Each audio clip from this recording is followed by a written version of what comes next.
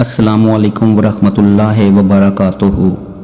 دوستو، اگر کسی انسان پر کالا جادو ہوا ہو یا کسی نے تعویذ ڈالے ہوں یا کسی گھر، مکان، بلڈنگ وغیرہ پر کسی نے تعویذ ڈالے ہوں یا وہاں پر شیاطین اور جنات تنگ کرتے ہوں تو یہ قرآنی آیات کا نسخہ جسے منزل کا نام دیا گیا ہے، اسے پڑھنے سے اللہ تعالیٰ ان تمام چیزوں سے محفوظ رکھے گا۔ لیکن اس کو پڑھنے کا طریقہ سمجھ لیں۔ قرآن کریم کی تلاوت کرنے سے پہلے وضو ضروری ہے۔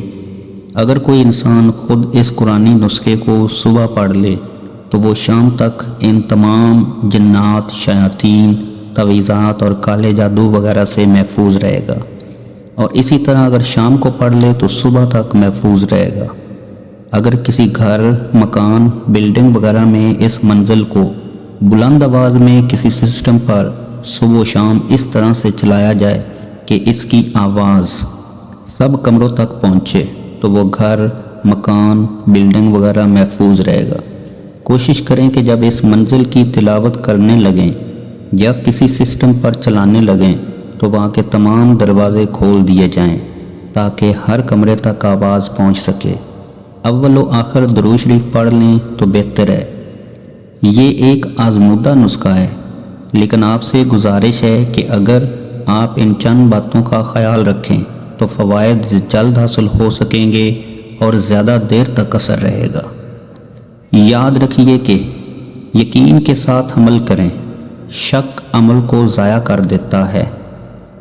توجہ کے ساتھ عمل کریں، بے توجہی سے پڑھی جانے والی دعائیں ہوا میں گم ہو جاتی ہیں۔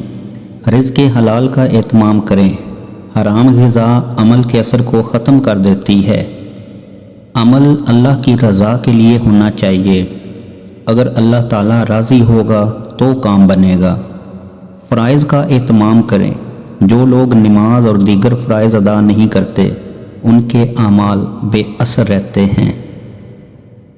سب حرام کاموں سے بچیں، وہ کام جنہیں شریعت نے حرام قرار دیا ہے ان کا ارتکاب روحانیت کو نقصان پہنچاتا ہے، تب عمل کارگر نہیں ہوتا۔ الفاظ کی صحیح کا اہتمام کریں، الفاظ غلط پڑھنے سے معنی بدل جاتے ہیں۔ طہارت کا اہتمام کریں، خود بھی پاک صاف ہوں، لباس اور جگہ بھی پاک صاف رکھیں۔ عاجزی اور آؤزاری کے ساتھ عمل کریں۔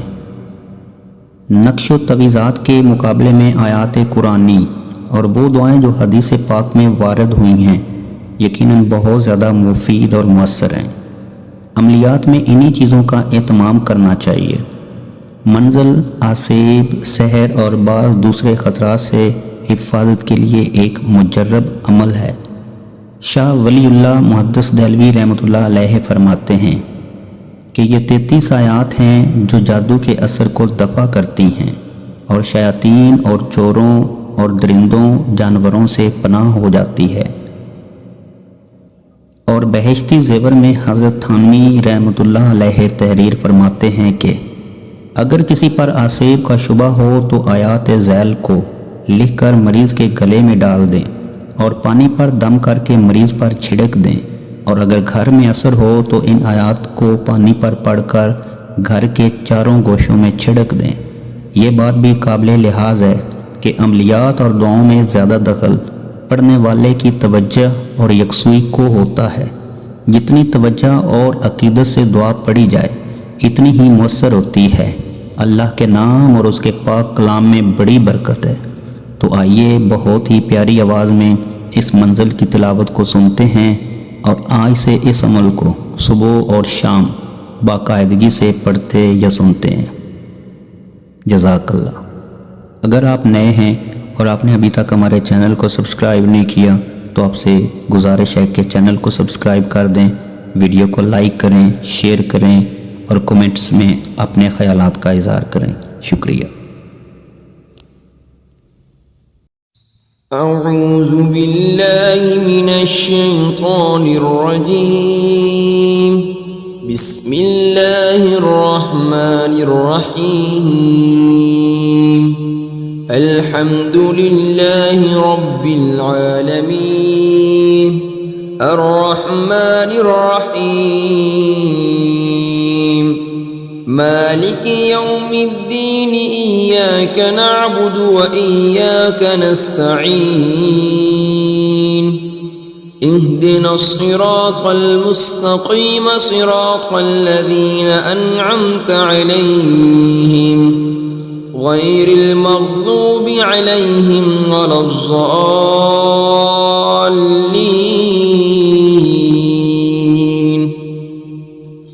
بسم الله الرحمن الرحيم. ألف لام ميم. ذلك الكتاب لا ريب فيه هدى للمتقين الذين يؤمنون بالغيب ويقيمون الصلاة ومما رزقناهم ينفقون والذين يؤمنون بما أنزل إليك وما أنزل من قبلك وبالآخرة هم يوقنون أولئك على هدى من ربهم وأولئك هم المفلحون. وإلهكم إله واحد لا إله إلا هو الرحمن الرحيم. الله لا إله إلا هو الحي القيوم لا تأخذه سنة ولا نوم له ما في السماوات وما في الأرض. من ذا الذي يشفع عنده إلا بإذنه يعلم ما بين أيديهم وما خلفهم ولا يحيطون بشيء من علمه إلا بما شاء وسع كرسيه السماوات والأرض ولا يؤوده حفظهما وهو العلي العظيم. لا إكراه في الدين قد تبين الرشد من الغي فمن يكفر بالطاغوت ويؤمن بالله فقد استمسك بالعروة الوثقى لا انفصام لها والله سميع عليم. الله ولي الذين آمنوا يخرجهم من الظلمات إلى النور والذين كفروا أولياؤهم الطاغوت يخرجونهم من النور إلى الظلمات أولئك أصحاب النار هم فيها خالدون. لله ما في السماوات وما في الأرض وإن تبدوا ما في أنفسكم أو تخفوا يحاسبكم به الله فيغفر لمن يشاء ويعذب من يشاء والله على كل شيء قدير. آمن الرسول بما أنزل إليه من ربه والمؤمنون كل آمن بالله وملائكته وكتبه ورسله لا نفرق بين أحد من رسله وقالوا سمعنا وأطعنا غفرانك ربنا وإليك المصير. لا يكلف الله نفسا إلا وسعها لها ما كسبت وعليها ما اكتسبت ربنا لا تؤاخذنا إن نسينا أو أخطأنا ربنا ولا تحمل علينا إصرا كما حملته على الذين من قبلنا ربنا ولا تحملنا ما لا طاقة لنا به واعف عنا واغفر لنا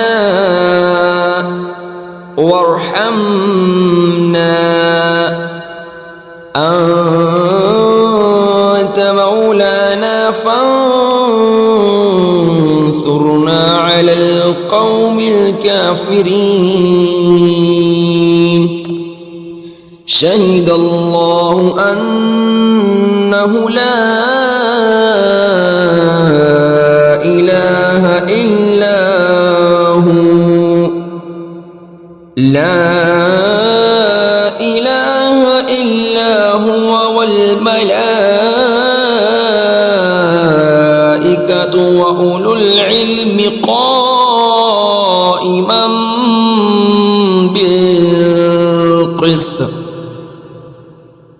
لا إله إلا هو العزيز الحكيم. قل اللهم مالك الملك تؤتي الملك من تشاء وتنزع الملك ممن تشاء وتعز من تشاء وتذل من تشاء بيدك الخير إنك على كل شيء قدير. تولج الليل في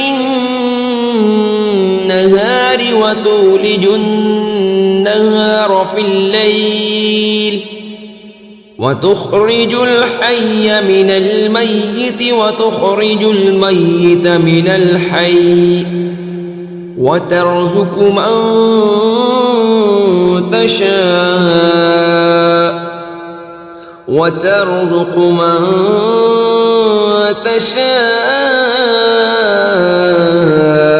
بغير حساب. إن ربكم الله الذي خلق السماوات والأرض في 6 أيام ثم استوى على العرش يغشي الليل النهار يطلبه حثيثا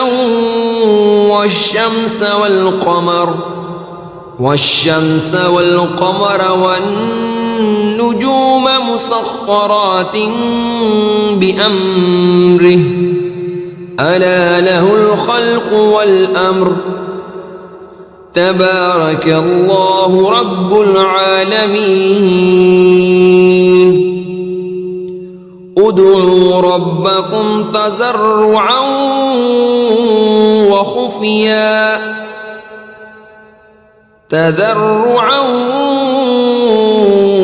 وخفية إنه لا يحب المعتدين. ولا تفسدوا في الأرض بعد إصلاحها وادعوه خوفا وطمعا إن رحمة الله قريب من المحسنين قل ادعوا الله وادعوا الرحمن أيما تدعوا فله الأسماء الحسنى ولا تجهر بصلاتك ولا تخافت بها وابتغ بين ذلك سبيلا وقل الحمد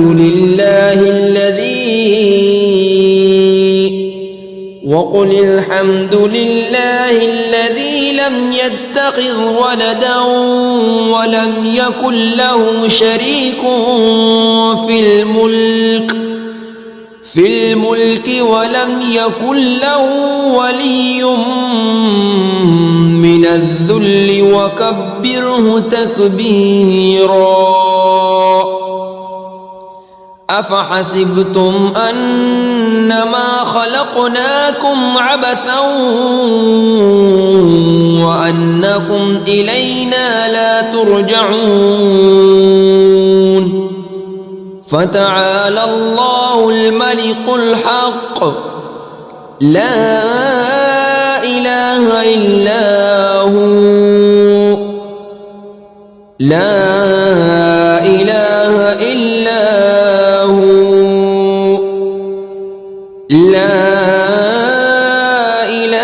إلا هو رب العرش الكريم ومن يدع مع الله إلها آخر لا برهان له به فإنما حسابه عند ربه إنه لا يفلح الكافرون وقل رب اغفر وارحم وأنت خير الراحمين بسم الله الرحمن الرحيم والصافات صفا فالزاجرات زجرا فالتاليات ذكرا إن إلهكم لواحد رب السماوات والأرض وما بينهما ورب المشارق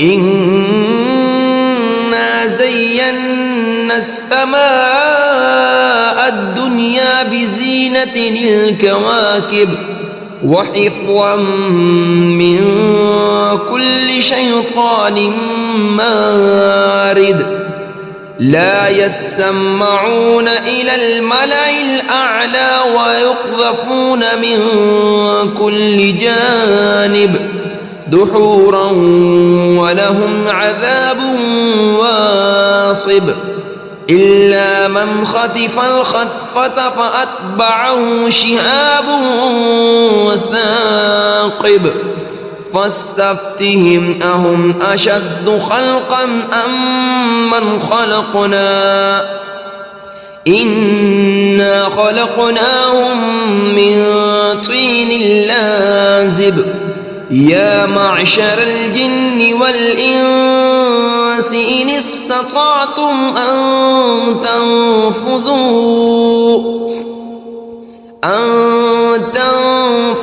من أقطار السماوات والأرض فانفذوا لا تنفذون إلا بسلطان فبأي آلاء ربكما تكذبان يرسل عليكما شواذ من نار ونحاس فلا تنتصران فبأي آلاء ربكما تكذبان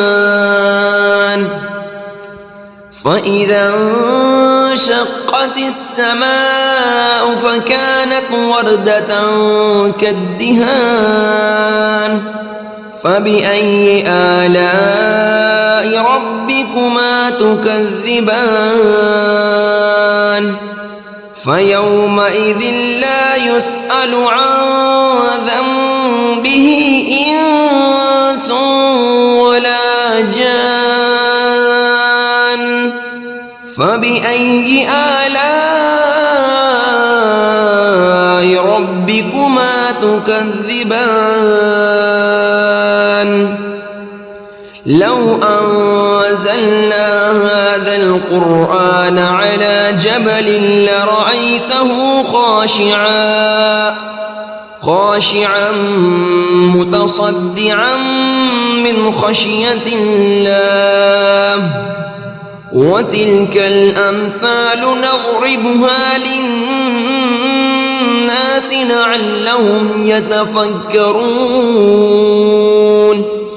هو الله الذي لا إله إلا هو عالم الغيب والشهادة هو الرحمن الرحيم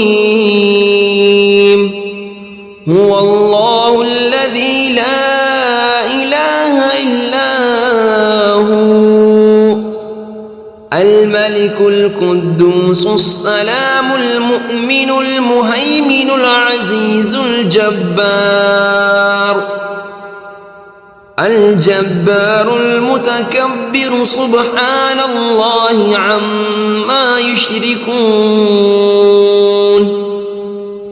هو الله الخالق البارئ المصور له الأسماء الحسنى يسبح له ما في السماوات والأرض وهو العزيز الحكيم بسم الله الرحمن الرحيم قل أوحي إلي أنه استمع نفر من الجن فقالوا إنا سمعنا قرآنا عجبا يهدي إلى الرشد فآمنا به ولن نشرك بربنا أحدا وأنه تعالى جد ربنا ما اتخذ صاحبة ولا ولدا وأنه كان يقول سفيهنا على الله شططا بسم الله الرحمن الرحيم قل يا أيها الكافرون لا أعبد ما تعبدون ولا أنتم عابدون ما أعبد ولا أنا عابد ما عبدتم ولا أنتم عابدون ما أعبد لكم دينكم ولي دين بسم الله الرحمن الرحيم قل هو الله أحد الله الصمد لم يلد ولم يولد ولم يكن له كفوا أحد بسم الله الرحمن الرحيم قل أعوذ برب الفلق من شر ما خلق ومن شر غاسق إذا وقب ومن شر النفاثات في العقد ومن شر حاسد إذا حسد بسم الله الرحمن الرحيم قل أعوذ برب الناس ملك الناس إله الناس من شر الوسواس الخناس الذي يوسوس في صدور الناس من الجنة والناس. صدق الله العظيم.